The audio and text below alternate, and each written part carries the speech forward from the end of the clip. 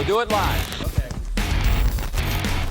Mr. Perry, Anthony, we're going to talk country today, right? we're going to talk Southern rock. Yeah, there you go. All right. Sitting here with my good friend Billy McKnight with Soul Circus Cowboys, Mayhem Local Live. Let's get to it. In a minute, hadn't it? It has. All right, nice to meet you. The pleasure is mine. I do You have are. a quick question for you. Sure. Explain to me the difference between rock and Southern rock. Because some people might not. Yeah, so Southern rock, the old guys from Jacksonville are the godfathers of Southern rock because they are this country lyrical band with big guitars and big vocals down here in the South in Florida. So it just kind of shifted from your classic rock with that little country storytelling into a Southern rock. So that's they kind of made it become Southern rock. And a lot of people will call it country rock. Okay. But if you're raised in Florida like I am, you stick to that old school Southern rock, Allman Right. Brothers, Leonard Skinner, all the greats, and even the Doobie Brothers are in there, and they're soulful Southern rock. So I always, Leonard Skinner was a big influence along with the Eagles. I love huge harmonies. I love big guitars. And so if you merge that as you're growing up and started writing lyrics, songs, somewhere in there, Soul Circus Cowboys are on the rise. That's a good question.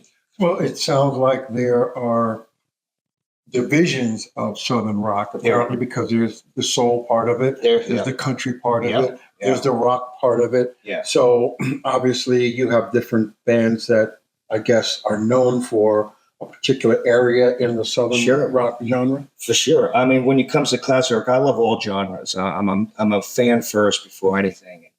But if you listen to a lot of rock songs, it's so instrumental with great lyrics or great vocals, but not great storytelling. And it's the country people that have the great stories. And then they add in those big musicians, the big instruments and everything else. So the only difference between, I think, in my opinion, classic rock and Southern rock is the way they tell the story around the music.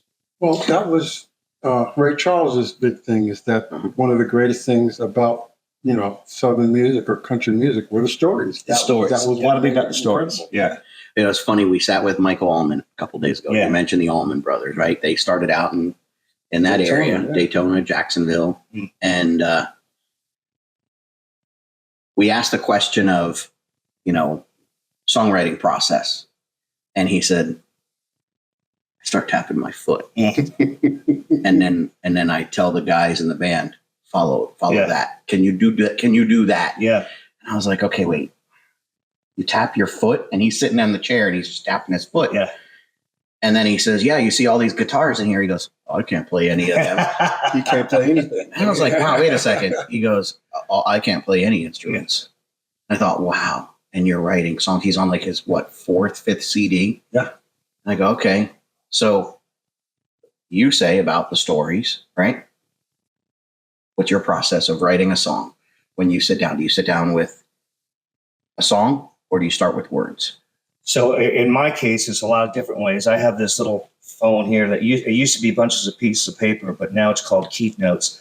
I'll start with a title and then an idea, and I'll start writing it down, and I'll bring it to my musicians, or who I write most of the songs with is Frank Myers. You're He's still up with in him? Nashville. I've been with him for a long time, and we'll come up with an idea, and then the melody comes along with it.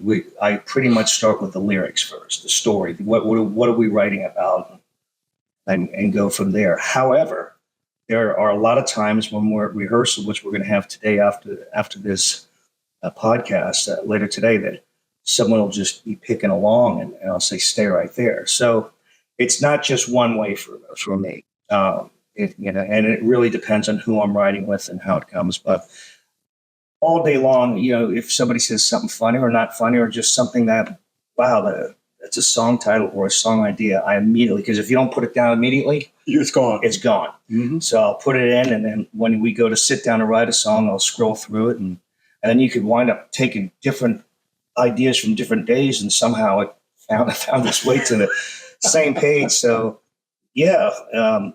Songwriting is probably the most fun I have. I don't know. Everything's fun, but the creative process is way up there for me.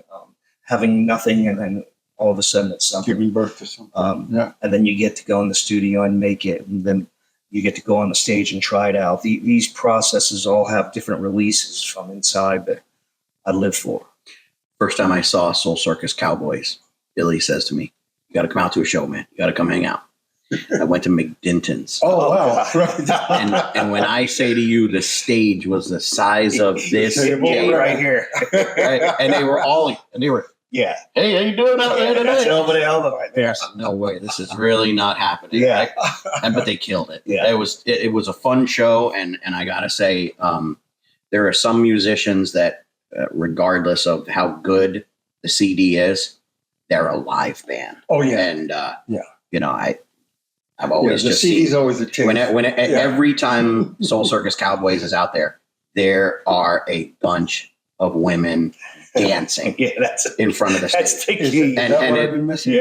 Yeah. I got it. There. I know you don't want me to say this, but there are a lot of hot women Yeah. that follow around Billy and the Soul Circus Cowboys. It just is. That's their hook. Those are the perks. Yeah, okay. And So- you're playing where now? Yeah. Oh, that's great. That's funny. You have any local gigs? Let's see. Tomorrow night we're in Madeira Beach at the Dak Shack. Okay. Friday in the morning time, 12. I see going out. Hey, it's a 2-hour drive That's south. the fourth, right? That's out July actually on the 4th. Okay. We're down at the Twisted Fork. There's like 5 bands that day. We're 12 to 3 slot. That's Charlotte County, right? That is Port Charlotte. That's correct. Yeah. That's where I came from. Oh, really? Yeah, I was with Third Street Exit. Okay, cool. Yeah. Have you played Twisted? Well, no, that was, this was a lot. I haven't been on a stage like that in years. Yeah, this is a great stage. Great people, great staff. Wonderful. The people who own it are musicians, and so they built it right. So, and then from there we break down real fast and go to Big Top Brewery Wow. in Sarasota. Yep.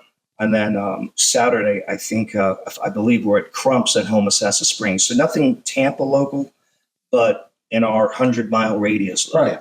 We're Very in cool. the Tampa Bay area. Yeah, So, I've been doing this a long time. I've been at it all. You know, when they first did an article with you guys for Mayhem Magazine back in the day, and I did a little bit of research on you, I was amazed to see that you had music roots going back 80s, Yeah. 90s. I got on Star Search in 91.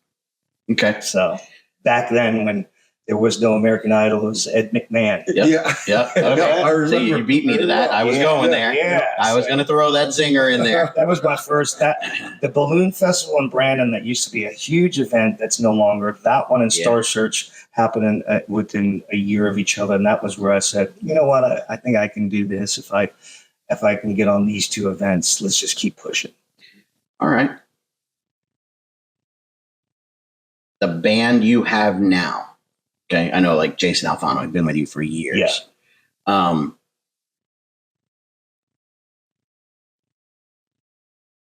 Do you use these guys for studio stuff? Does the whole band go into the studio and do the new music?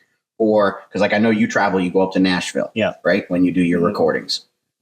Does the band go with you? Or do you have studios, session musicians that record the stuff? So it's a great question, and it happens both ways. For instance, the I Can't Imagine CD, I think it was our second or third. There's so many now, and especially since I've gone off of CDs into the new streaming world. Rick, Jason, and Mike played all of it, and then we hired a Jimmy Nichols who plays the session to put in the B3. They were completely on it.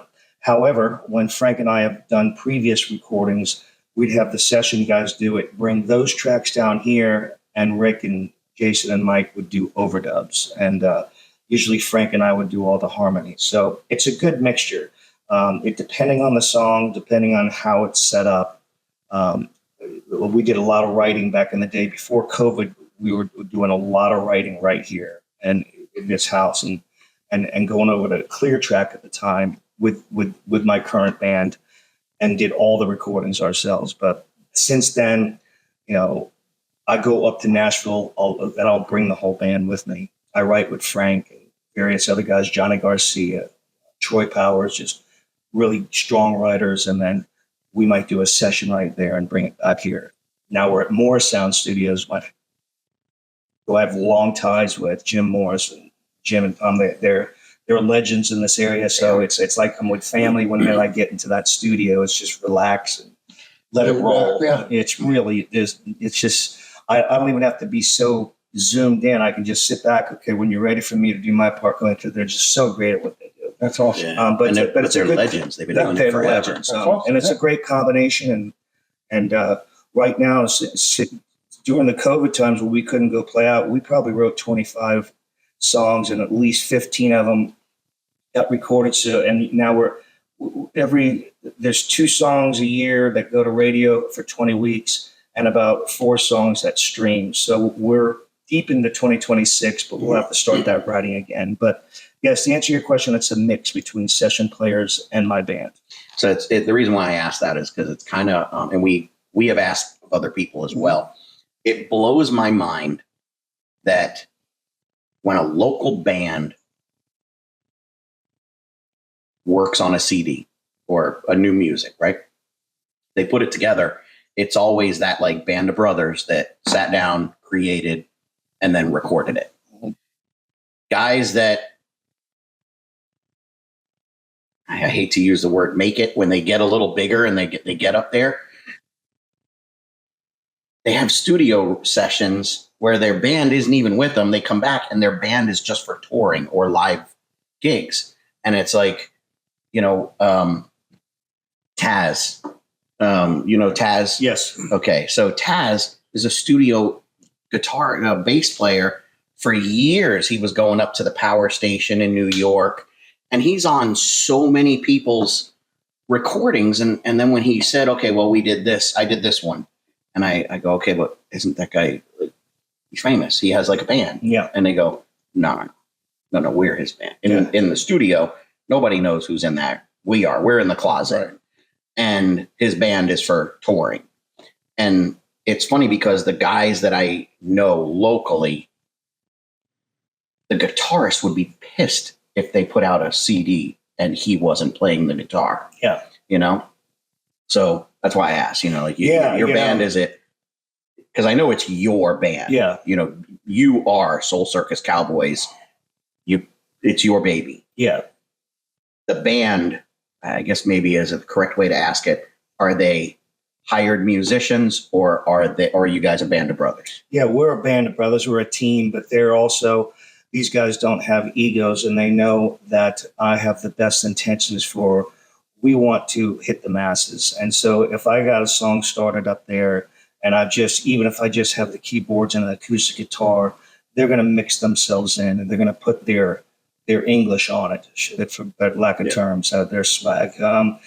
We want to take this as far as we can take it, and so sometimes I use them for the whole, each song all the way through, and sometimes it gets mixed up. And if you're smart, you'll do it that way, because it's always great to have outside influences that are very good at what they do.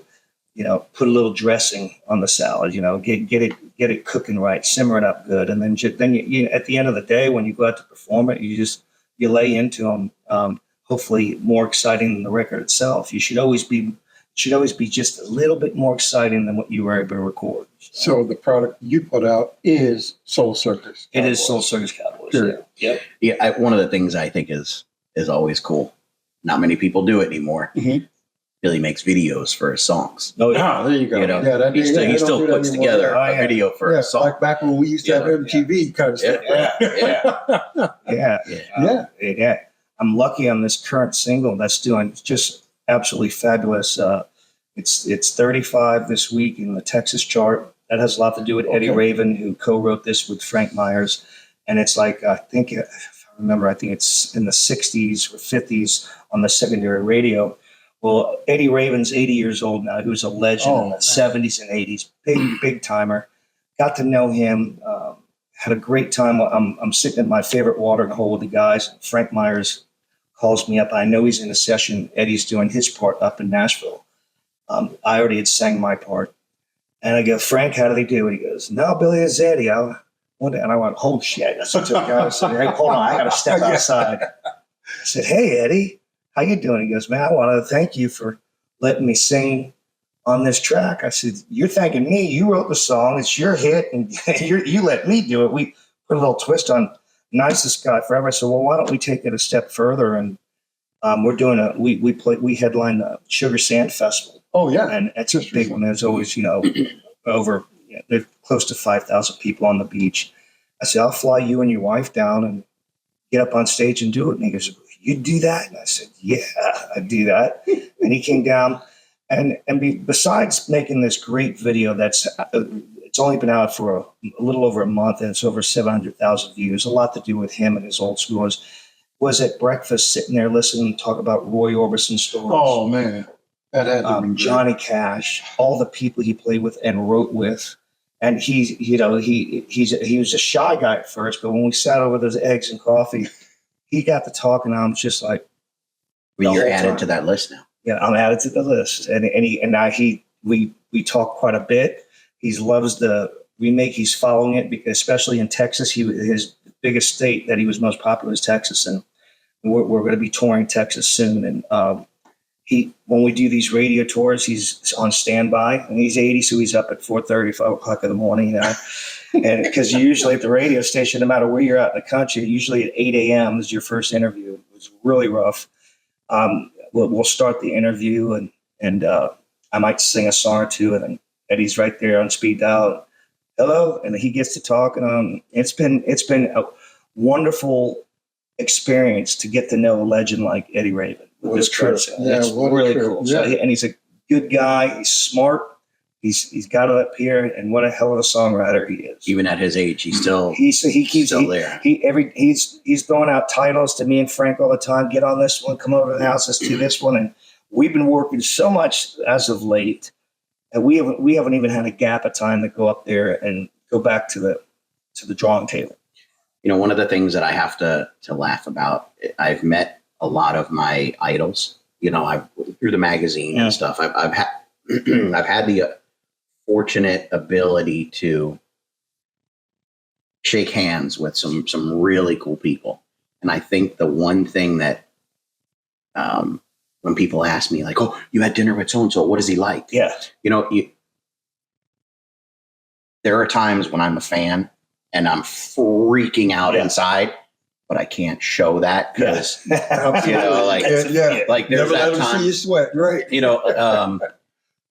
I'll take it back to the 80s. I remember, I had friends of mine that worked at 98 Rock and Q105. Yeah. And they said, dude, we're picking up Slaughter and we're taking them to Hooters for lunch. And then we're going to the radio station. I go, oh, okay, cool. You can come with us. One rule. Don't ask for any autographs. Don't ask for any pictures. Exactly. I was like, how are you going to sit me at a table with this? And I can't even ask for a picture. And they were like, nope, you're not a fan. This is business. Yeah. And that was hard to do back then. Right. But now, as I've met a lot of really, really amazing people, legends, like you say with this gentleman, they're just people. Yeah, literally. They really are. Mm-hmm. They that was that phrase. They put their pants on the same way we do, one leg at a time. Saturday Night Live. I'm Bruce Dickinson. I put my pants on one leg at a time, but then I make gold records. Right? That's great. And that's really true.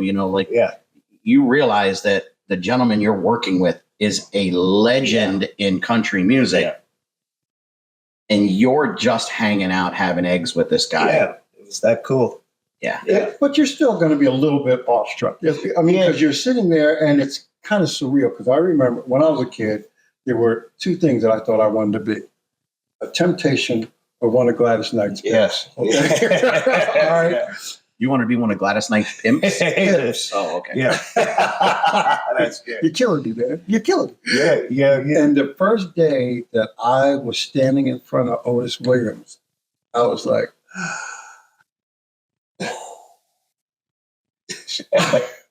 as cool as you possibly can. Yeah. Same thing when Gladys, there you are, right there in front of you, but there's still that sense of, I want to kind of call it reverence. Where you realize, these aren't ordinary circumstances, ordinary times. and you learn to appreciate them for what they are. Yeah, you're holding it all in because you don't want to, you don't want to be that girl going, When I had Bourbon Street and we would bring the artists in, one of the things was got a green room, they got to have food, the hotel, all the thing, right? Yeah. Their rider, the requirements. And one of the guys came into town the day before. And I'm like, you're not supposed to be here till tomorrow. Mm-hmm. And he goes, I just, I drove over from Orlando. I'm good, man. He goes, can you give me the room for the night before too? And I'm like, of course I can. Yeah. So I said to him, I go, well, right down on 19 was a sushi place from Bourbon Street. I said, I'm going to go get some sushi if you want to go for dinner. He's like, yeah, hell yeah. I'm sitting there having sushi with him. And I said to him, do you realize how surreal this is? That back in 1986, I skipped school to buy your tape that came out. And he's eating sushi. And so casually he goes, I get that a lot. And I was like, That's great. I had a conversation with Al Jarreau one time where we both realized we were both preacher's kids. And I'm sitting here going, you're Al Jarreau, but our conversation is about we're both PKs. It's just one of those things. But now you have to kind of look at yourself in the same way. I think that's where the disconnect comes, where you have to turn those same eyeballs in at yourself and go, wait a minute, I guess I'm kind of one of those guys. Yeah. Okay, well, let's look at this. You are surrounding yourself with that level, right? Yeah. I mean, you're working with Morrisound. Yeah. It doesn't get any better than that. No, it doesn't. Okay. You have a country legend helping you write songs and ideas and whatnot.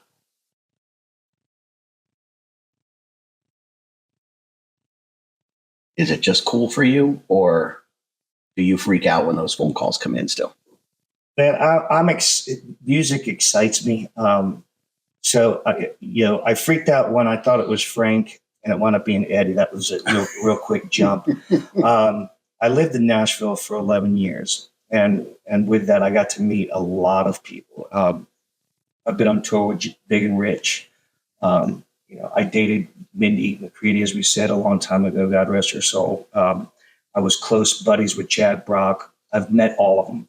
I've been in the studio with the best of the best. So I don't get as starstruck anymore. But sometimes, like Eddie Raven made it real easy for me because we were sitting there. I kept thinking, okay, what am I going to say to him? What am I going to say to him? And I can only think of enough. And then he started doing the talking, so he let me listen. So I was just like, cool. I'm not going to even talk about myself, but it's a real honor for me that, I'm not a big name in this business, but I'm not little either. I've got a lot of friends. I got a lot of support and a lot of people that want to see this go as big as I could take it. But it's more of just like a feeling of, hey, I deserve to be sitting here and I take in knowledge all the time and learn from it and try to grow as an artist myself. So that's about where I'm at. Well, I got something for you. So Frank Myers, that's your guy. Yeah. Okay. Tell us a little bit about that initial meeting and how it's grown from that to where you are now. Sure. So when we moved up to Nashville, his publishing company was called Hori Pro. And I had a wife at the time who moved up there with me, and she worked at Hooters to help get us started. And Hori Pro, they'd come in and they'd get pitchers of beer after their writing session. And one of those guys that published or that would pitch the songs, his name was Norman DeAsier. And I became friends with him and all those guys. I'd see him and everything. And he knew how I sang. And I had Roy Orbison influences when I first left. I had this big voice. And so he had heard me do that at karaoke or whatnot. And he pitched me a song that at the time was called by Baker Myers, because Frank Myers with Gary Baker called Baker Myers. And the song was High and Low. And there was a guy in Miami, it's so crazy how all the dots connect, that loved my voice. He wrote songs. And my deal with him is I'd come down and sing his demos, and in return, his players would record and let me have a song that I do. So I'd bring 2 or 3 songs that I got or wrote, and then I'd probably have 6 songs for a 2-day session. And one of those songs was High and Low, and I sang it. It was this really cool song. Walt Aldridge was on it, and I think Gary and Frank.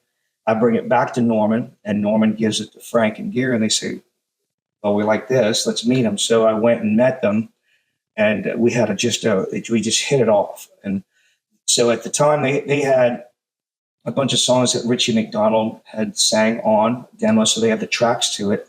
And Richie McDonald and I are kind of in the same register from Lone Star. And so they brought us into their home studio, and I just sang over the top of it.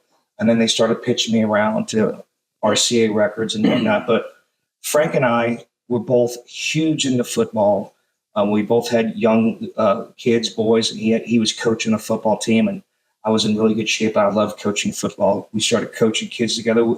It started to become away from just songwriting and artist relationship with a big-time Grammy Award-winning writer and now producer to coaching, football, 8th and 9th graders. And we did that for 2 years and brought a team that hadn't done anything since the 80s into a championship team. And we'd have barbecues, smoke cigars, have our whiskey, and we became family. And Sure.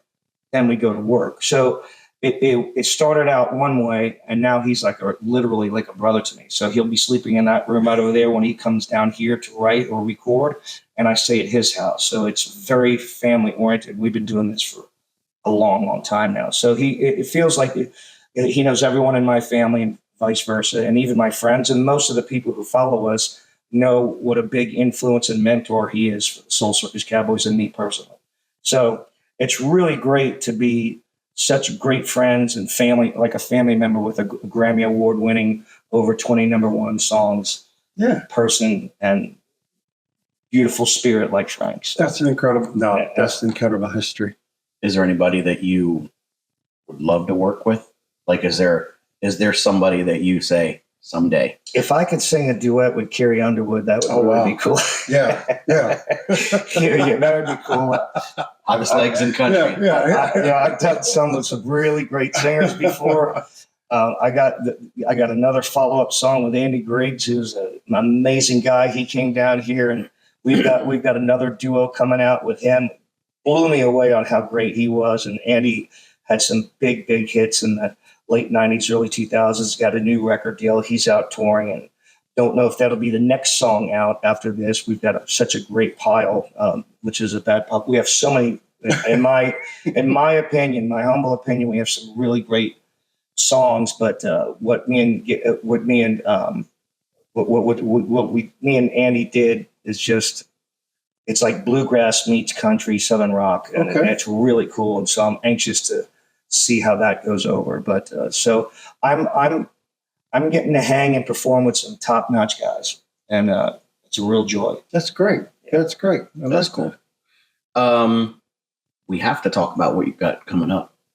Sure. Thank you for that. You're taking off July 22nd. July 23rd. 23rd. We're leaving here in a bus with my band, a road crew, and hopefully a very good driver. And along with sober this, one. Yeah, a nice sober driver. Good guy. I know him. He's my buddy. So it's kind of all works out. And we're going from here, and we're heading up to Ole, Pennsylvania, and we're the headliner of their 100th anniversary biker rally. Oh, And there's okay. Wow. estimated 4,000 or 5,000 people at this. Nice. And I got that because their sound crew works down here, moved down here and heard us, and he says, we got to bring you up there for that. And then from that, we go over to another city in Pennsylvania. And in between this, I've got radio stations along the way that we're hitting. So it's going to be work late at night, have a party, get up in the morning and For sing the on first the air. call, So, but, I'll be careful. And then from there, we leave Pennsylvania and we head up to Michigan, hit 3 radio stations in that area as we're going over to Sturgis for 5 or 6 shows over there, playing with some greats. I mean, I've already played with Gretchen Wilson before, but Disturbed is there, Jackal's there, all these huge acts, and we're in the mix of it all. And it's great. And I'm playing the legendary Full Throttle Saloon along with Canoic Park.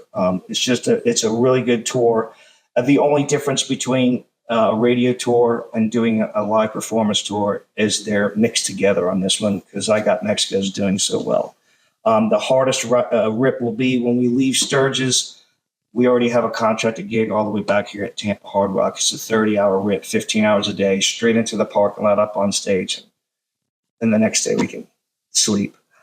How long is this tour? It'll last almost 20 days. And that's 20, like every night. Every night, yeah.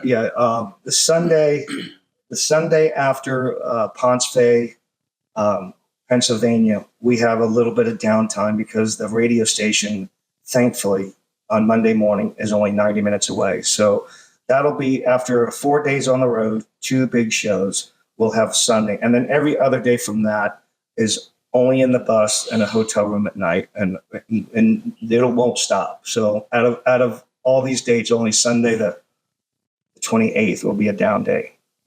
And it makes you long for those days when you were 25 years old. Oh, yeah. I just started today trying to hum and sing on the treadmill at a very high pace and getting my body used to it.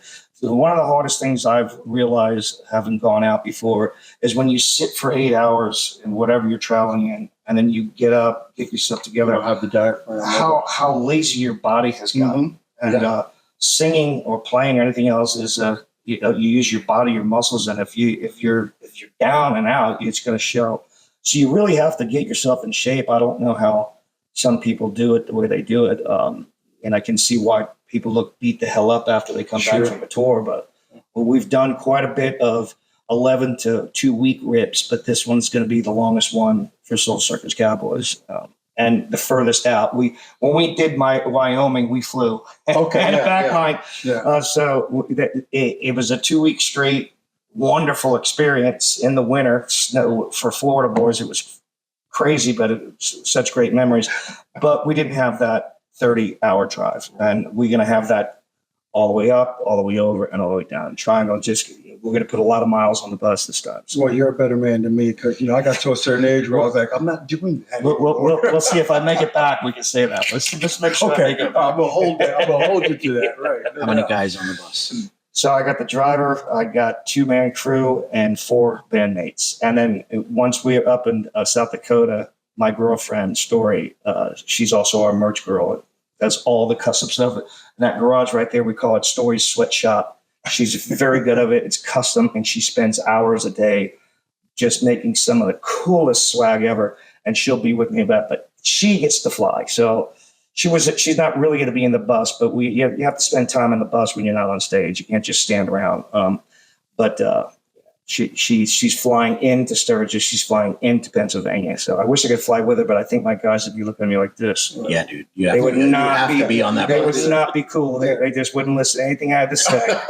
And everybody would. I'd be real happy, and they'd just be scorning. Yeah, so that's not going to happen. Because that's how family is. Yeah, yes, exactly. Right. No, I wouldn't do that. I'm all about the experience. It's going to be fun, and the bus stories are some of the most fun. Even the truck stops where you stop and goof off.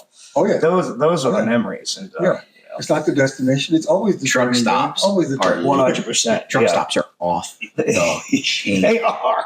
Every summer, my son and I, we do what's called dudecation, and we get in the car and we just drive, and we have an idea of where we're going, but there's no schedule. Yeah, right. So like the year we did, a couple of years back, we did New Orleans, Memphis, Nashville, Knoxville, and then over to North Carolina for where we have our property with our family. And you pull in, and every time we park the car to go in to use a bathroom, get some snacks, gas up, whatever, my son would always say to me, "What are we going to see this time?" Yeah. We walked into a truck stop gas station one time, and you walk in, and there was a little old Chinese guy sitting up on the counter washing his feet in the sink. And you just walk in and you go, what the hell is going on, right? Yeah. Another time, and AJ's he's 12 now, but this was he was 10. So, of course, he's off the hook giggling. Another one, we walk in and, you walk in and you go around the corner, and then there's the row of urinals. Oh, yeah. And there's this guy pants all the way down to his ankles, arms in the air, and he's just peeing. And of course, AJ Was he hitting the urinal? cracking up laughing. That is the road. Like you just see the craziest stuff. Yeah. Or where we went to a Buc-ee's. Oh, yeah, man. Buc-ee's, Right? That's a And, whole you know, experience. You by spend itself. you spend $150 Yeah. in Buc-ee swag It's not smart to go in there. and beef jerky. Yeah. A beef jerky and that brisket Yeah. sandwich. Oh, I got to man. get 2 of those. Yeah. Yeah, right. They last me 2 or 3 days, but Yeah. But yeah, no, the truck stops. I don't know. Yeah. That's Yeah. every single time we Yeah. stopped and went in, it was what's going to happen Yeah. today. You know, we were in Georgia. We stopped at a truck stop, gas up, went in, go into the bathroom. Some lady comes out of a stall, and I see the look on my son's face. He's like, oh. And I'm thinking, holy crap, we're in the wrong room. Yeah. And I look, and there's a bunch of urinals, and I'm like, we're not in the wrong room. Yeah. You're in the wrong Yeah. room. Like, what? Yeah. And women can do Yeah. that. I've Yeah. done that a Yeah. lot of times where, if the women's room is full, busy, or otherwise, they'll go into the men's room. Yeah. And they usually are too. And we would never think about doing anything No like way. that. And I'm thinking, why is it okay for you to do that? Yeah. Not that I want to, you know what Yeah. I'm saying? But please have a little bit of. yeah, but you see, here's the thing. We go in and we see something like that, and mentally we go, holy crap, what is going on? No, I have Captain Underpants with me here that's, Dad, look at how he's peeing, or he's washing his feet, you just go, please stop. Please So, stop. I tell you what, tell me, what is the craziest experience you've had on the road? Wow, golly, there's so many. The craziest. I know there's a bunch of them. Just go to that top Kirkland Crim. But one of the best pictures I have, and I heard she died, unfortunately. But one of the best pictures I had, we do Bike Week right here in Daytona, and there's this very out of shape. She did it on purpose, so I'm not making fun of her because I wound up loving this personality of this person. She was very, very out of shape and probably in her mid 60s, and just wearing the smallest bikini ever with a tattoo that said Boner Garage pointing down. Oh my God. And she just get tips for taking pictures with her. But she loved me and she loved the band. So every year I'd come, she'd hang out with us. And, wherever we were, whether it be the green room, I'd let her in because she's just hysterical. She knew that 2 weeks during Biker Week where 400,000 bikers are coming in. She's going to take pictures and get tipped $5, $10, $20. And she'd have all her money fanned out all over the place. And she just cracked me up. So it was just, it's just one of those crazy, but I look forward to seeing her every year. Mm-hmm. And I come to find out that she did pass away. And it sucks. But I put up the picture every year that we're going over to Daytona. I don't know. There's so many of them that come to mind. It's just the road. You never know what you're going to get. Yeah. And so thank God for the video and phone and everything else and the memories that come back on Facebook and YouTube and all that stuff that you take those pictures. One of the most fun things that we do as this group does is we love to eat. And so when we go to a place, we ask them, what are you known for? And we will drive 30 minutes out of the way, which is an hour out of the way, which hurts when you're on the road, just to go there and get some, whether it be good barbecue or good Italian, whatever they're known for. And then just meeting people who are so gracious to you, especially when then you're in a group. And I don't know, there's so many stories. I just can't see one besides the boner lady for one to pop up in my head. Boner Garage, man. And I had a great picture with her. She's a lot of fun. She'd stay in and drink and smoke and have a great time with us. It was awesome. I think the only time I really ever tripped on it was driving to New York one time. I was off, tired, and I'm thinking, okay, I got to get some coffee and use the bathroom and get out back on the road. Went into like the cafeteria or whatever. I sat down real quick, and the girl came over and she said, "Hi, how you doing?" I said, "Fine." She said, "What do you have?" I looked at her and said, "Hot, black, and strong." And she goes, "Really?" I was like, "Yeah." And she's like, It's like coffee. That's great. Yeah, I remember that because the look on her face is just so, okay, what? That's See, great. every time we do one of these, I learn something else about him, and that's coming out hot, black, and strong. That's great. That's coming back at you. I promise. I promise. Hilarious. When we did the Michael Allman, he went the whole video. We did it in Michael at the. Have you been up to his place, Half Eaten Peach? Mm-mm. Okay, so he has it set up like a living room style, right? So me and him are on the couch. Michael's in like this chair. The whole show he did with a pair of titties right next to his head. God, that's great. A big foam stuff. He never said a No, word. Yeah. no, I let that go the whole show. That is hilarious. Absolutely. But Michael and I are tight. He jumps up and sings with us all the time, and he's even going as far as Atlanta just to hang out with. We were with Molly Hatchet. He gets on stage. And Okay. So me and him go back quite a ways, and once you give him the mic, you might as well get yourself a drink and get a stool You're because going to be there for a minute. it'll be 30 minutes. Yeah, you want to sing a song? That song is going to turn into at least 4. And I'm cool because everyone loves Michael. And he does a great job, and we know we know what he knows. So it's fun. Michael, I forgot if you that. watch this, Michael, good. Hope to see you. Gotcha. So- I forgot to tell them. Greg Allman actually sat in with the band I used to be in. Really? in Port Charlotte. Awesome. At a place called Oscars. Nice.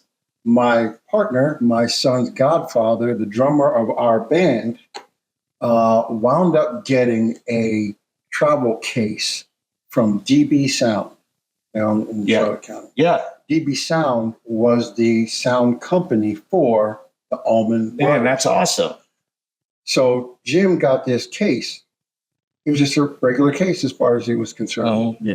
And then Allman our friend, brother, and family member, Pat Ellick, converted this thing into a drum case. So he could put all his drum kit pieces in it. He's had it all of these years. man. Finally, they were going to get rid of it or what have you. They're deconstructing the work that was done only to find out that this was one of the Allman Brothers cases because it's written on the thing, Allman Brothers and whatever the case was. And it was just unbelievable. I had to, He had to call sends him. me a picture. Yeah. Wow. Cool. That's cool. That's All right. good. That's the good stuff. All of the people that you've toured with, who was the funnest? Wow. Let's see here. Golly.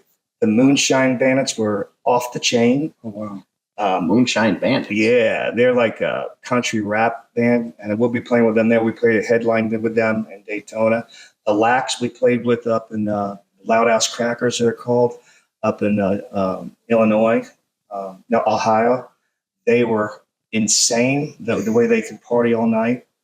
John Rich is not like he'll outdrink anybody. This Montgomery Gentry, God rest his soul, they were a bunch of fun guys. I don't know. It's just being out there and the camaraderie between musicians and acts is just you just get the whiskey out. Did you ever run across a guy? He was down here in Florida, Michael McKnight, like country rap. What do you call himself? I think Ick-Hop. Yeah, I don't. I've You're heard the kidding. name, but I don't know him. Yeah. No, Hiccup. Yeah. no. Yeah, that's a new one on me. Somebody come to me when I was at Bike Week in Daytona one year, and they go, "You're Mayhem Magazine." And I go, "Yeah." And he goes, "Oh, hang on, you have to meet this guy." And they bring him over, and I'm just like meeting anybody else, And he handed me a CD, and I go, "Okay, thank you, I appreciate this." I'm like, not a radio station, but okay, And he goes, "Yeah, here's my phone number," and it was like a girl would give you her number back in high school. He wrote it on like a piece of paper and ripped it off. Yeah, And he goes, "After you listen to it, Give me a call me. call." I want to know what you think." yeah, And I go, "Okay." I'm at Bike Week. yeah. I can't even see this guy, right? So we finish up the day, whatever. We're coming back to Tampa, and I put this thing in. It's pretty good. Yeah. It really wasn't bad. Yeah. Okay, it was pretty cool. I'd have to hear And that. we get back, and I had a friend of mine who was really into country, and I said to her, I go, "You ever heard of this guy?" She's like, "Oh my God, he's amazing." I go, really? I go, well, he gave me the CD. She's like, I have to have that. Yeah. She took it. There you go. That was it. It was gone. That's Never got it. it again. Yeah. And his phone number was in the CD jacket in there. So she took it. She took the phone number. I never ever got to call the guy and say nothing. And I'm hoping she never called the number. Maybe you would have liked that. You know. But I seen that he was like touring the Florida circuit. Yeah, I haven't had a chance to meet him yet. So,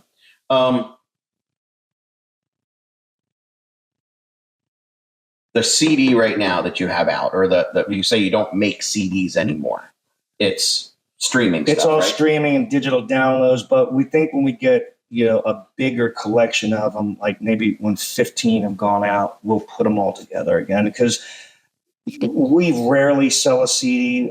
We're thinking about getting some vinyl, as you see in my house here. I've got a collection that goes back from the 50s because of my mom and my uncle, and my own collection. There's over 400 records there, and I still break them out, and I still love to have the vinyl. We've never made vinyl, but now it's all streaming and downloading. So we put out a song every 8 weeks on streaming. So what we've had to do, because that's a lot of songwriting, and you can't just throw anything out there. Right. Yeah, yes, it'd be good.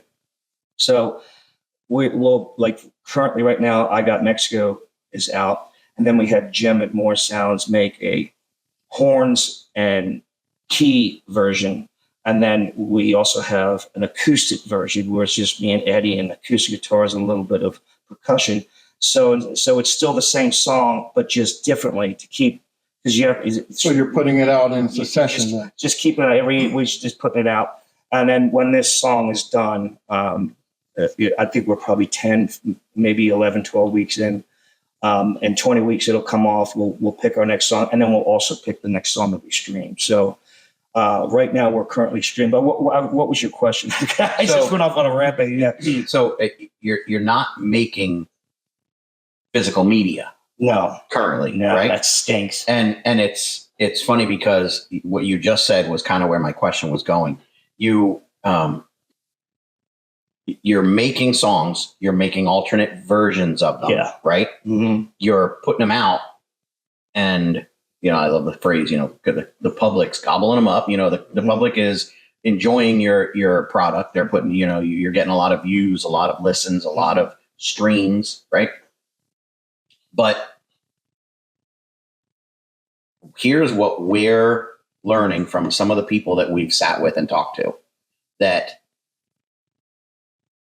yes, that's the current state of the music business, but there are all these people now that are going back and recording analog, putting vinyl out, like exclusively on vinyl.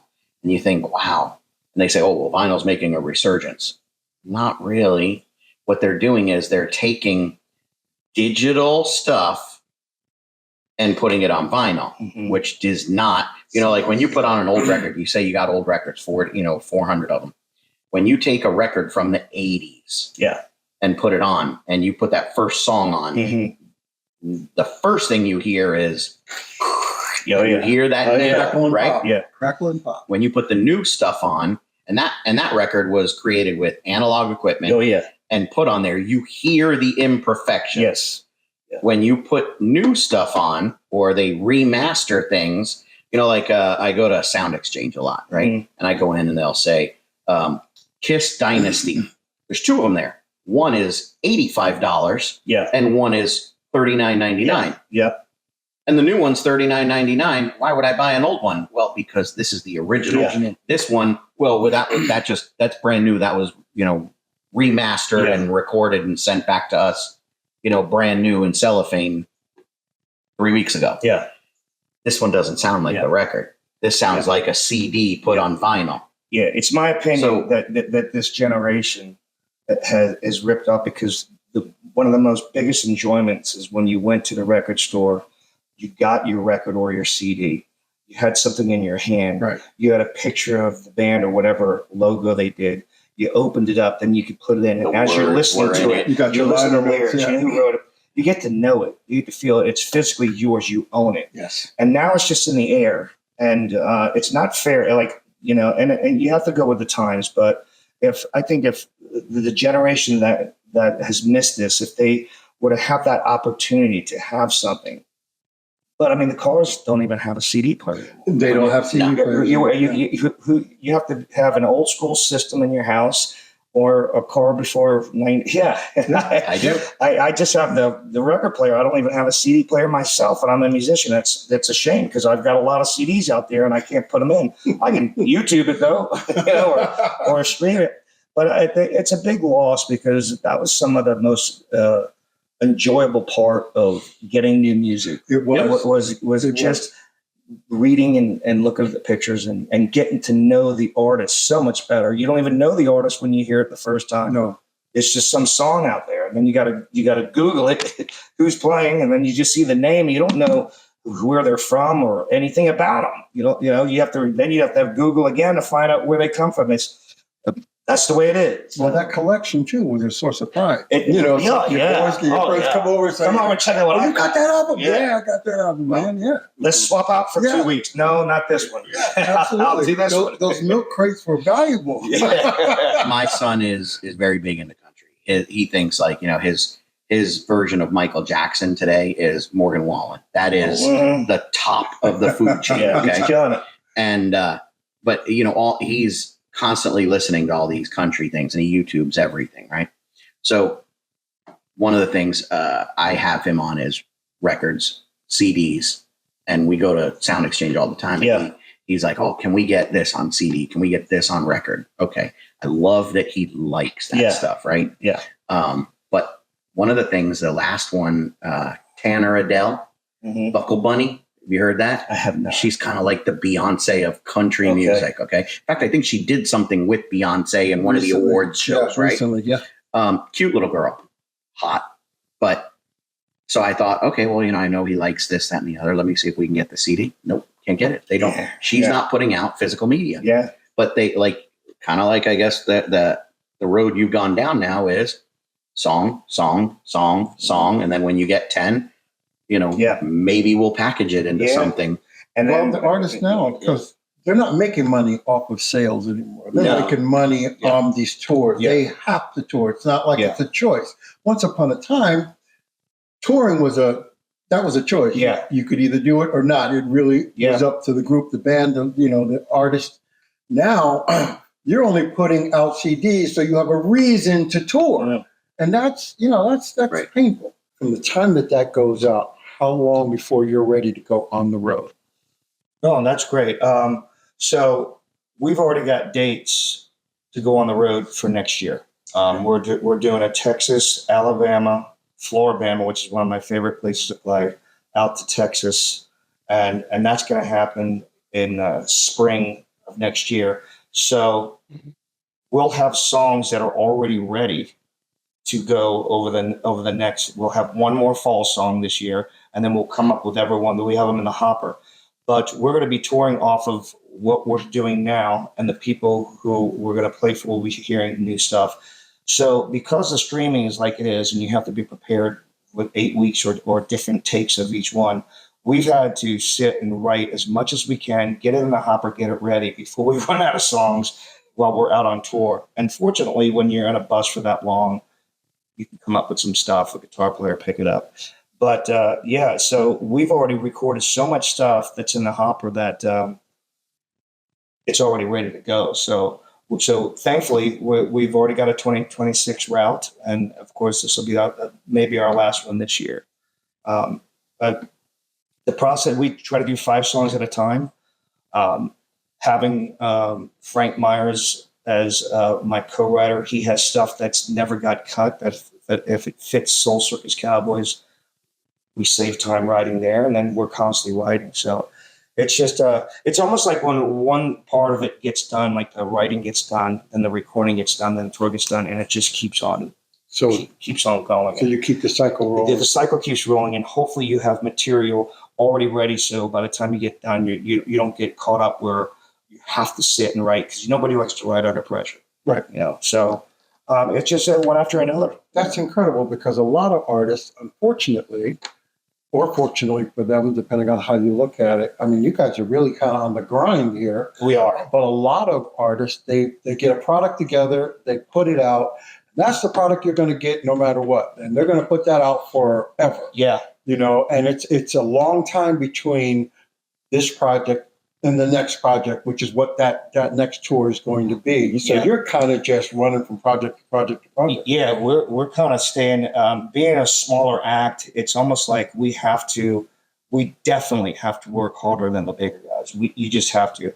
When they can tour on their single for a whole year, we almost have to have 5. We have to double up or triple up. So we stay out there and people who haven't heard us yet. Everyone's heard of Jason Aldean. It doesn't matter what he's putting out. We want to tour with you, Jason Aldean, by the way. So, but they haven't heard of the Soul Circus Cowboys. So we have to keep pushing, keep putting out new product at a much higher rate than the bigger guys. So let's talk about, again, you have been in this business for many years. Yeah. Okay. It used to be tour created visibility to sell records, CDs, product, tangible.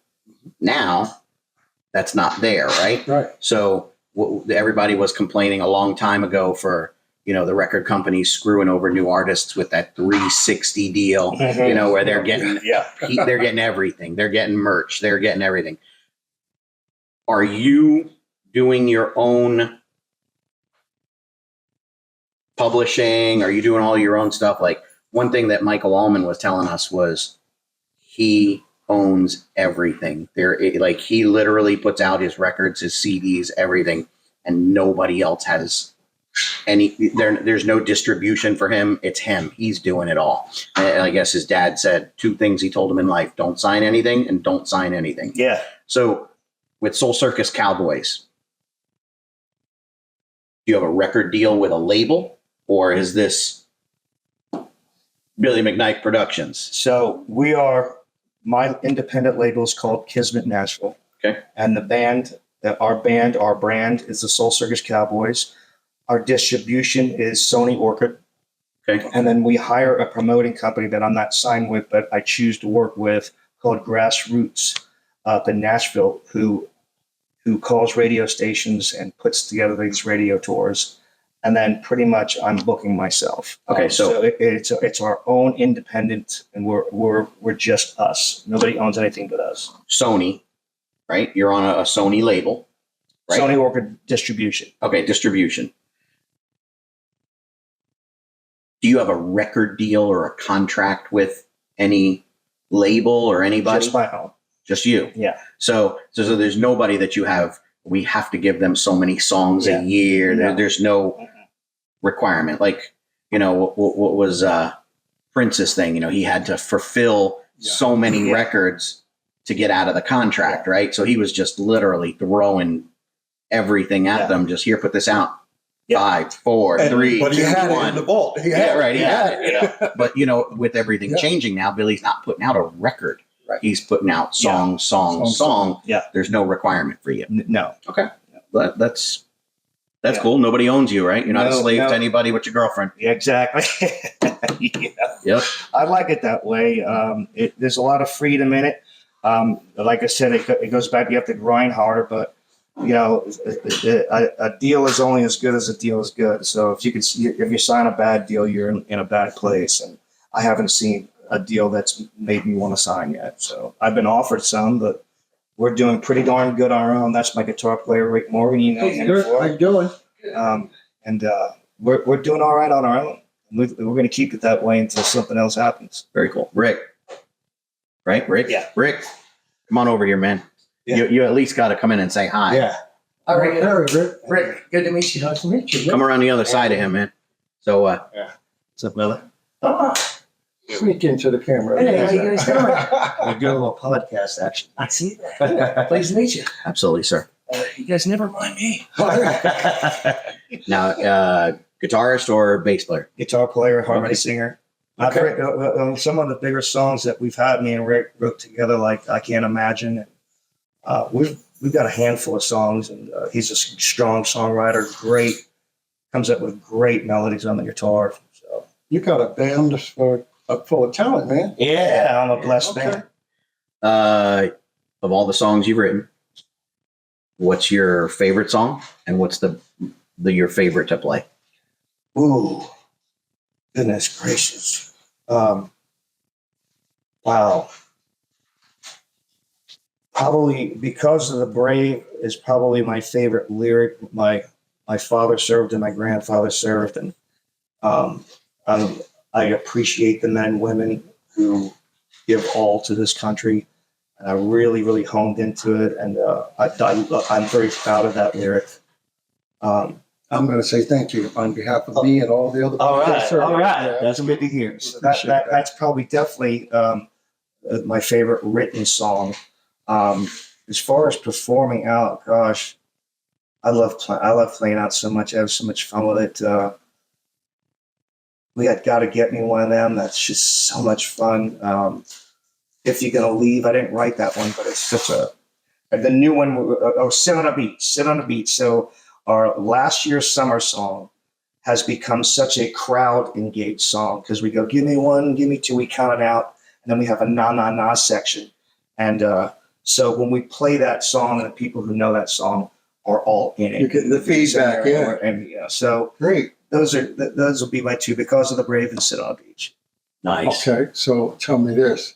Which one of your songs was the hardest to give birth to?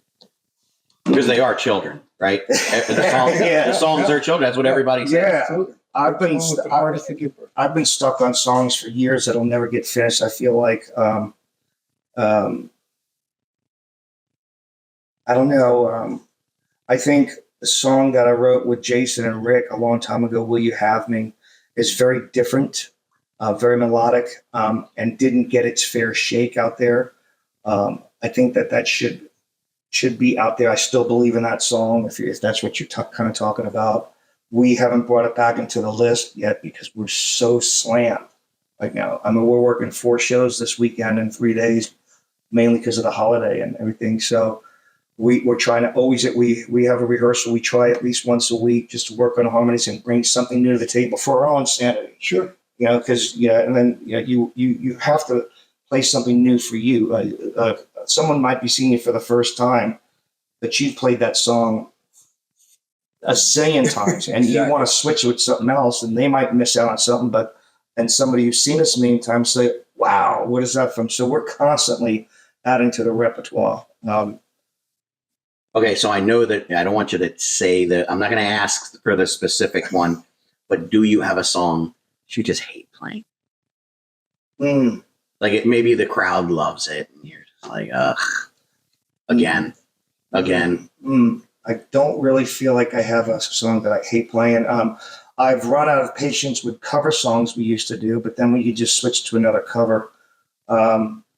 I've dropped off of some songs. Because you can just switch them in and out. You can switch them in and out. You get tired of them, and then you miss them. One song that we were playing that was real popular that we just currently brought back. I did not write this one, but it's called "Was It Just a Lie?" And when we stopped playing it, people who watch us from out of the state that can't see us, someone's always filming us, and they're like, "Where's Was It Just a Lie? How come we're not hearing this?" So we just brought it back, and to my dismay, I'm like, "Wow, that was fun. That's fun to play." We stopped playing it for a couple of years because we played it a lot, and it wasn't our most popular song by all means. So sometimes you get something, and sometimes we wouldn't. We said, "Let's move along from it." And I was surprised at how many people wanted to have it back. And so we're playing it again, and it's been a lot of fun playing it. We haven't played that song in probably 4 years. So it is kind of like raising kids. You get a little tired of it. Get out of the house. Send it away. Get out of the house. Start listening. Sure. I always feel bad for, and I know we've talked about this in the past. Like I always feel bad for that artist that has like that one hit wonder, and then they get stuck playing that song for 40 years. Yeah. And like that, it's so funny because that there's an interview somewhere where they're like, I can't take another. I don't want to play that song ever I know. again. Yeah. But yeah, so like, I mean, poor Alanis Morissette, she's been on the Jagged Little Pill tour for 40 years. Yeah. She has other stuff, but No, but I know artists who have literally said, I'm never singing that song ever. Mhm. Madonna's got one like that where she was like, no, I don't care how many times they ask, I'm not doing it. Yeah. you That's see, it. Madonna put the thing she said, the farewell tour or whatever. Like, really? The last one should have been the farewell tour. Like, Yeah, exactly. like Yeah. what do they call it? The Babs? Like, it's time to go. Like, it's not working anymore. Well, everybody's got their shelf life. You got your dash that you live. Yeah, That's it. That's I cannot sit here and not address the fact that behind us is a full bar of we're whiskey drinkers around here. Speaking of, like, is there anything that you don't have? well, this is something I want to talk about. I'm sorry, it's a half-empty bottle, but the people of Redwood. there is. would Yeah. appreciate- We're on YouTube here. This is now product placement. Yeah. So they won't mind because they sponsor us. Redwood Empire Whiskey. They're our sponsor. They fill us up with cases to go out to the shows, and we do pop-ups. Wait a minute. These guys come They with us. hook you up with cases for your tour. They say that we sound better the more Redwood we drink. So maybe it's that we feel better. But thanks, guys. I had to mention that. Thank you for noticing the bar full of whiskey. But Redwood Well, that's Empire. great to have that kind of support. That's a testament to the music that you put out. It is, and it's a really good product. And so Redwood our Empire. job is, of course, to be a rolling ad for them, and we pull into any venue. Hopefully, they taste it, and then I connect them to the distributor, and they make a deal. There you go. And So- for that, they put us out there. When Jesse put out his whiskey, right? He came into they brought it into Bourbon Street, and they were like, "You will take 10 cases of this and give it away." Yeah, And I was like, I will. And they said, yes, we want you to give it away. yeah. It has to be given out. And I was like, okay. And we were giving it out, giving out shots, giving out drinks. If you got whiskey, you got that drink. It was free that night, whatever. But from what I understand, as he went on the road, every place he went, he rolled in with cases of that stuff. Yeah, Like, it works. Especially most of this tour is a biker tour, and bikers and whiskey go together. Right. Yeah. And it's the same thing. We do pop-ups at the show, but any kind of local show, they usually carry it. They've been really good. The people we have a relationship with carry it, but we do pop-ups, and they come up and just get a free shot of whiskey. And then I always have at least 6 to 10 bottles on the stage, and I'll do some trivia. Maybe it'll be about anything, and whoever screams the loudest gets a free bottle of whiskey, and we give it out. And then they get to know. And then not only do they see the Soul Circus Cowboys, they go home with a bottle of whiskey. There you It kind of makes the show a little That makes the show a little better. Yeah. I'm sure it does. Yeah. No, we've been talking. wow. They give you, I'm stuck Sure, on, hit it. they give you cases Yeah. So to go on tour with. check this out. His brain is going like Like, this right now. I'm thinking, I need a band. How do I get free whiskey? He's This like is this. even better. When we flew out to the Midwest tour and the Southwest tour, we had to fly out to these places, and we rented a Suburban when we got there. Well, you're not allowed to fly with whiskey. Yeah, no. So Redwood had cases dropped off at the first hotel we got to Oh with man. my name on it. One time there was a case shot. We thought they took it, but we wound up getting it the next day. But yeah, so they will actually have it delivered to where we're at, making sure. So I'm picking up 3 cases at this hotel, visiting this amount, 2 cases at this hotel. And, we drink it too. So, not while we're driving. But, you're 10 hours on the road. You sing at 3 radio stations. You get to the hotel. You have a nice steak. And instead of ordering whiskey, you just go back to the hotel room and we drink it, don't we, Rick? So obviously you are a whiskey drinker. Oh, yeah. Okay. That's So my thing. what is it? Redwood Empire. Redwood Empire. Is it sweeter? Is it harsher? Is it They have like, oh yeah, the they oak have all- barrel flavor, like, Yeah, they got pipe cream is my favorite. They have different flavors. They have different flavors. They have a rye. they have a bourbon, and they have the whiskey. I haven't had one I dislike yet. But Pipe Dream by far is the smoothest. What's this one? Let me see what this one is. This is Emerald Giant. This is a rye whiskey. Now, my bass player absolutely loves this one more. I've unfortunately drank all the ones I like. Yeah, I mean, I don't think there's a shortage of it. I think you can get whatever you need. they're gonna wait for you at your next hotel. Yeah, Okay. I think I'm meeting with them next Thursday, and I'll be gassed up again. And I always keep a little back, and they know it. They love the fact that on YouTube or Facebook, I'll pour a glass and say thanks, Redwood, and put it out there. So great company, great staff. They're actually literally what makes them so cool is they're out of Northern California, and you think, wait a minute, that's not Kentucky or Tennessee, but they got the biggest redwood trees. Oh yeah. And redwood trees, they get their food from the sky, so they get their constantly their moisture. So those redwood barrels are able to flavor their whiskey and what's the process? Distillation. Distilling. So awesome. So you guys want to try a shot? You're driving because before you leave, I'll make sure you have a shot of it, and it's just on point. All right. I'll have to try it before we leave. Of course you I will. will have to try it. Yeah. Now we've been talking bikes, like week, and music. So I'm assuming that you're very familiar with Full Throttle here in Tampa Bay. Oh yeah. So I would take it that you probably, because I work for Paul. Okay. Cool. Yeah, I with PAC Publishing, McKnight moves in with Full Throttle at the time. So have you played any of the events that they? We've done a lot of Full Throttle events. We were playing at OCC. We haven't been back there in quite some time. There's a country dance hall that opened up in Largo, and you know it's a better fit for us. But we wouldn't not play it. Tony, who owns the magazine, is a good buddy of mine. We've done a lot of work with him over the years. Randy Snyder up in Atlanta has had us at the what's that called? The Lucky Seven. We did a lot of bike rallies for him in Atlanta and Panama City. So we work well with Full Throttle. We love everything they do, and we've been featured in their magazine and for over a decade now. Good company. I've been gone from them for over a decade. Yeah, they're great. We keep mentioning them. Yeah. Hi, Paul. Hi, Tracy. Yeah. Hey, y'all. You know, you can sponsor us if you'd like. You know, we keep promoting you guys. Paul and Tracy are just awesome people. You know, Anthony, when he took over Full Throttle, he's been killing it with that. I'm tight with Anthony. He's good people right there. Yeah, it's all around great people. I had him when he was a baby face, shaving guy, you know. No beard. Yeah, no There's beard. another one. He was just, you know. They're coming in one by one. Yeah. That's our bass player, Mike McKnight. All right. Very Big cool. Mike. The bottom man. All right. How you doing? All right. Travel with bass on back. The bottom man who sings the highest. It's always that way.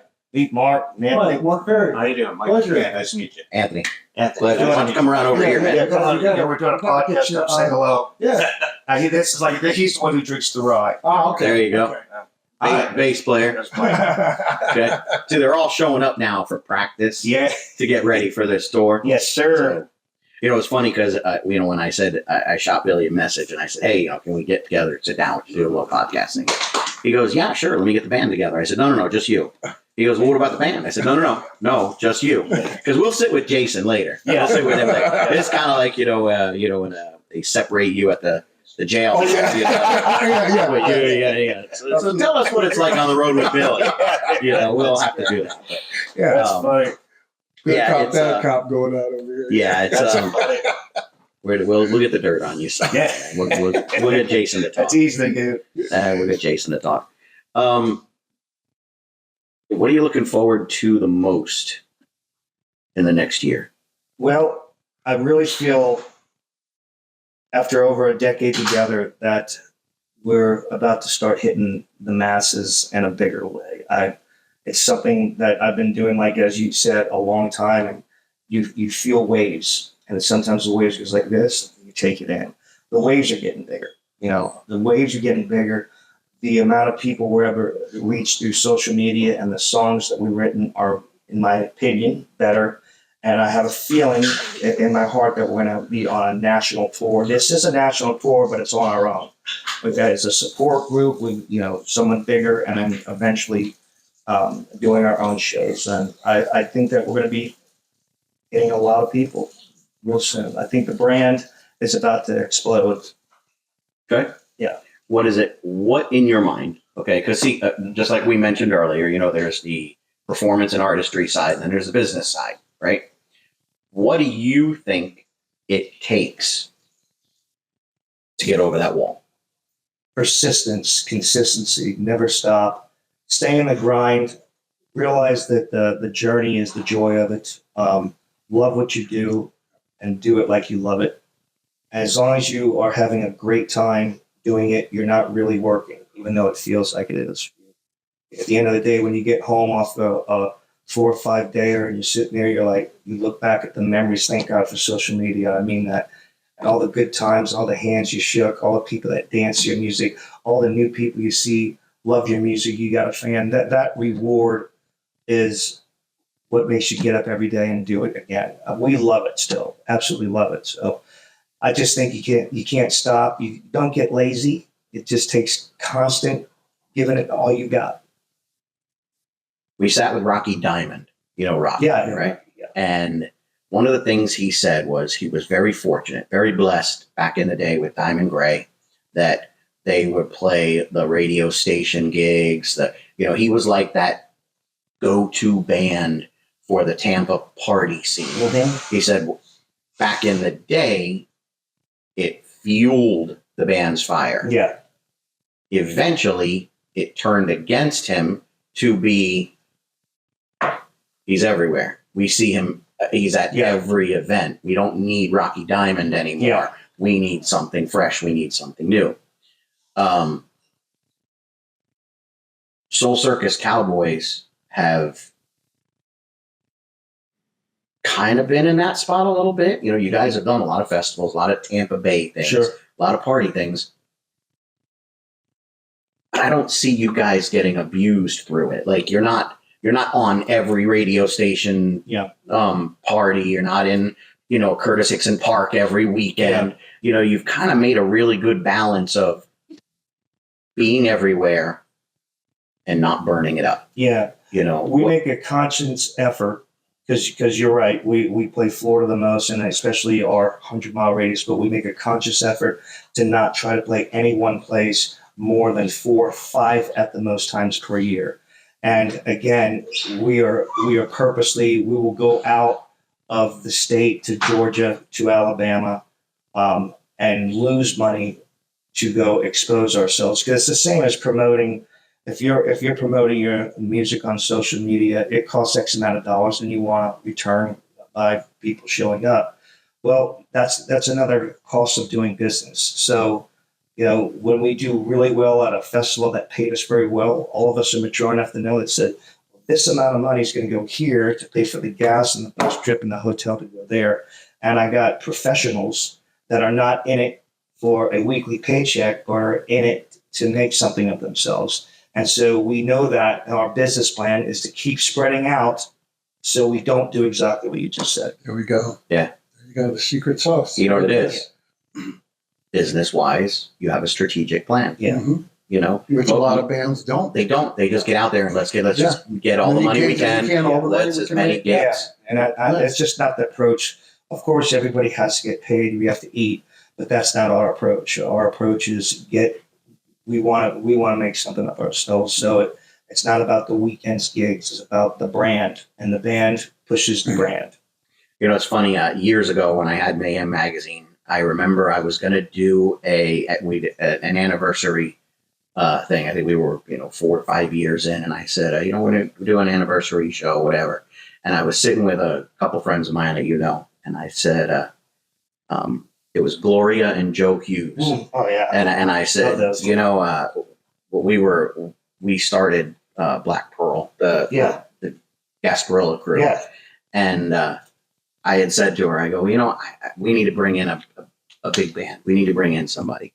And she was like, Billy, I'll call him right now. And she called you literally on the fly and was like, I need to connect you with Anthony. And you were like, I know Anthony. Yeah. We were on the cover of the magazine. Yeah.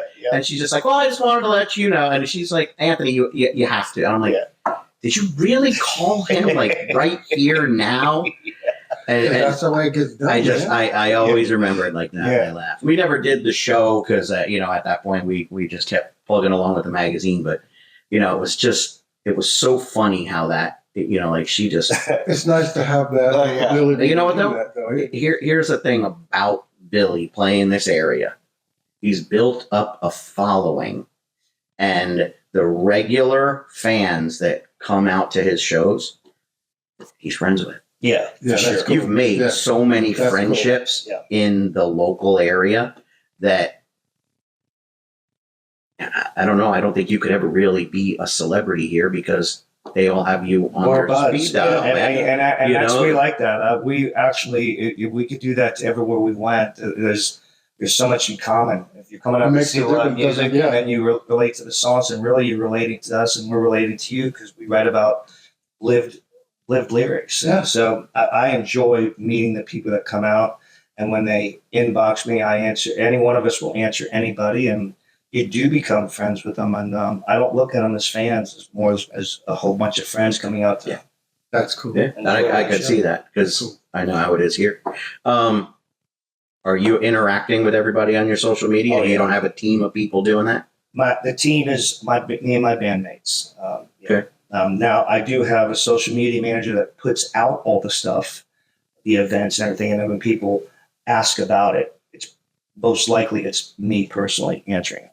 And that makes Okay. all the difference in the world. I do have a question for you, though, from one vocalist to another. I know that there are certain vocalists that I'm like, yeah. Who's that yeah guy to you? Oh, that's a great question. So I've got several. As I do, but Yeah, I've got several. I like the lead singer of Shinedown because of his power and his range. I like Jason Aldean. I keep bringing up his name. I learn a lot of the way his moves are made. Chris Stapleton, amazing.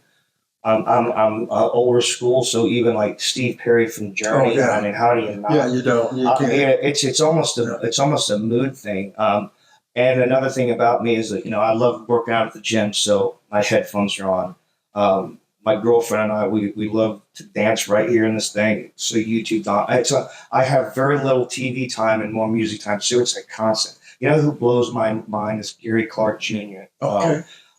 Who's like a blues rock guy, and the way he sings. And I'm a fan of music. I'm a fan of great vocalists, and I'll hit the rewind, but it's not rewind anymore. I guess it's just whatever you would call it, back up and listen over and over again. But there's so many greats out there, and just singing along to them makes me a better And singer.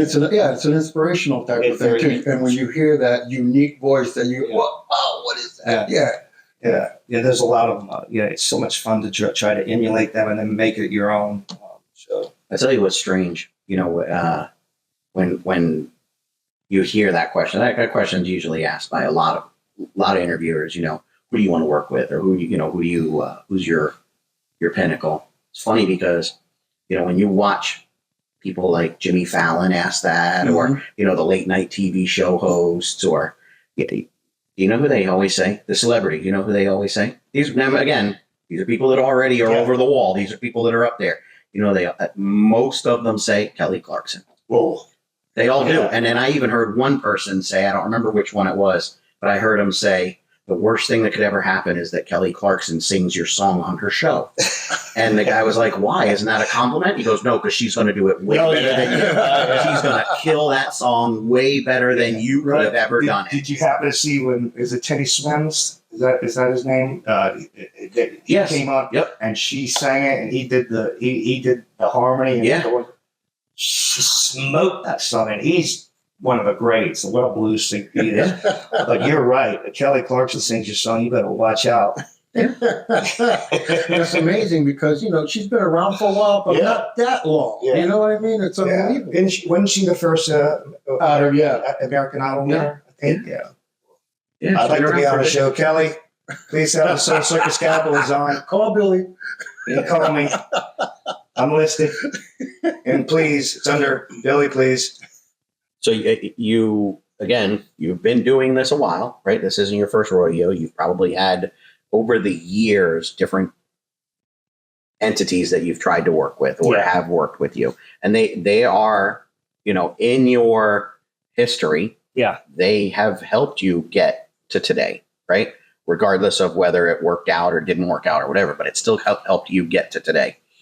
For new bands, new people, young people that are just stepping into this business, because it is a business, what one word of advice would you give them about management and booking?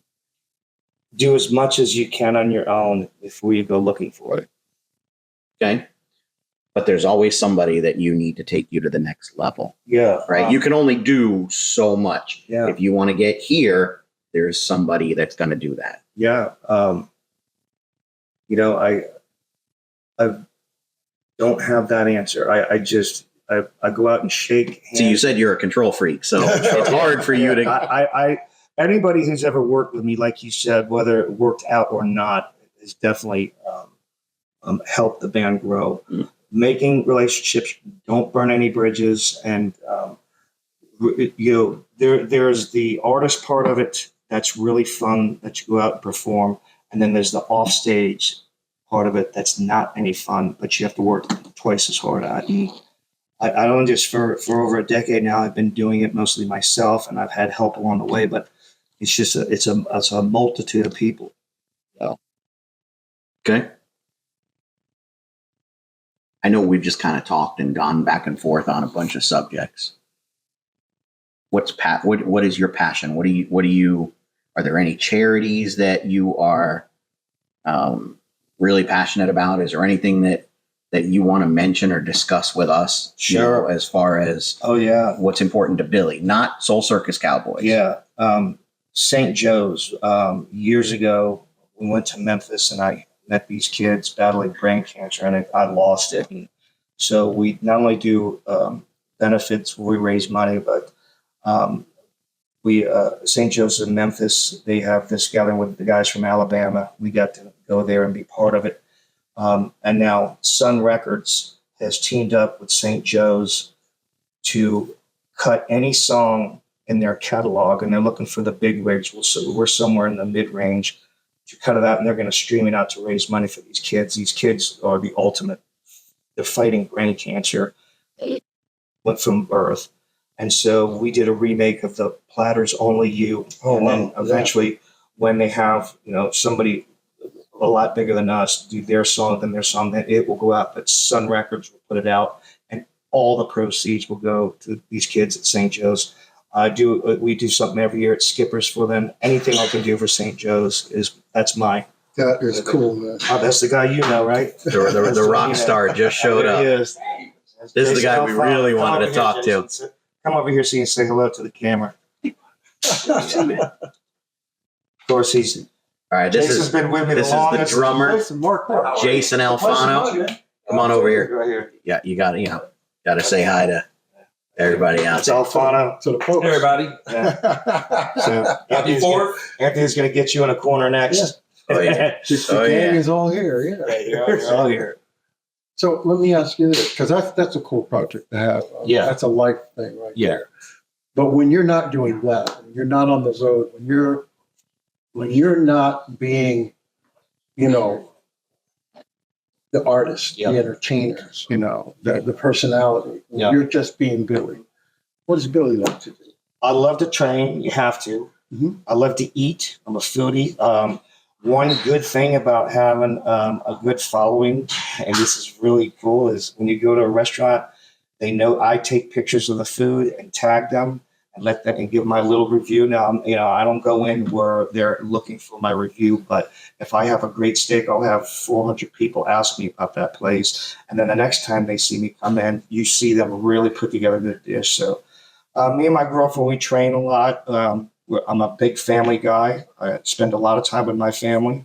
Great. And eat. Those are my things. So it's funny about food. Okay.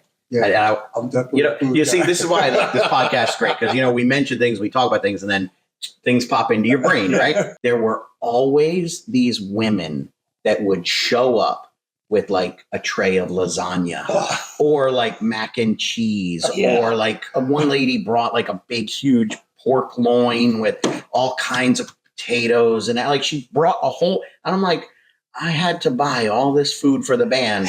And this girl came in, and then one day it was so funny because, you know, these guys from the 80s, that's what I kind of catered to, was, you know, the older crowd. And I never forget, I'm in the green room with them, and it's like 5 guys and like 30 women. Okay.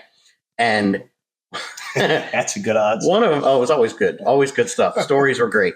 But one of the funniest things was I offended a whole room of women by one statement, and they backed me up. Right. So I turn around and I go, you know, why is it that I got to buy all this stupid food that's on your list, and the groupies show up with lasagna? And this one lady, she goes, we're not groupies, we're Band-Aids. And I was like, that's a good comeback. Band-Aid. Right. Right. Yeah. Okay. Yeah. You know? But yeah, so do you have, in some of the places that you play on the road, do you have people that have come out and seen you, or you have fans, right? And they know, like, you like a certain, like cookies or certain things. All the time. You have people that bring you stuff whenever you go. All the time. I got a friend. Boner Garage, right? Yeah. I get peanut butter M&Ms delivered. I get cakes. It's a constant when they see what I'm eating.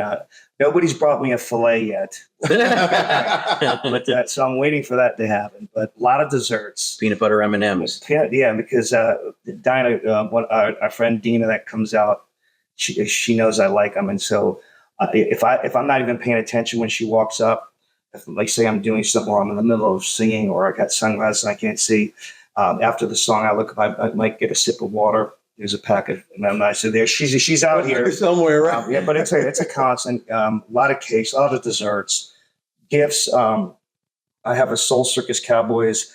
That little black frame right there, it lights up in the eyes. Yeah, a girl who came out and saw us one time, loved the band. She went home. She made that for us. And the next time she came out, I get gifts all the time with our logo on it that people who are crafty make it. It's so rewarding to have people appreciate you like your that, music. yeah. That they, next time they see it, they walk up, "Hi, might not even know who they are, and I made this for you because I love your song that hit me." And it's kind of, that's why it's sitting right there. It's beautiful. You plug it in, and it lights up, and it's really cool. I got lots of swag like that. So That's cool. yeah, That is really cool. Part of the relationship. yeah. Man. All right, Mr. Perry. You know what, Billy? This has been a great ride, buddy. Thank you. Absolutely. And hopefully you'll continue to put out really great I stuff. appreciate you. And we can get you back so Yeah. we could talk about your other achievements to come. Let's do it. Thank Mark, you good for to meet coming you, up. man. Absolutely. Anthony, always a pleasure, buddy. Got him. Anthony, Mayhem Local Live. Mark, Mayhem Local Live.